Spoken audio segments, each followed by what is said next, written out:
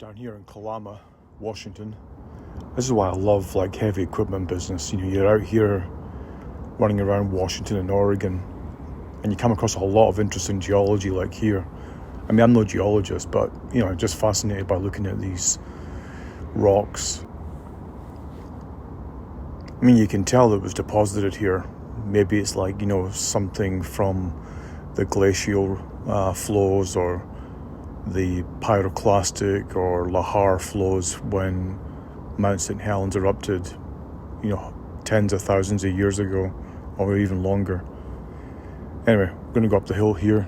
They're putting in a septic tank, and I just installed some rubber tracks on this mini excavator up there, and he's using the breaker to clear the land here, but it's tough going.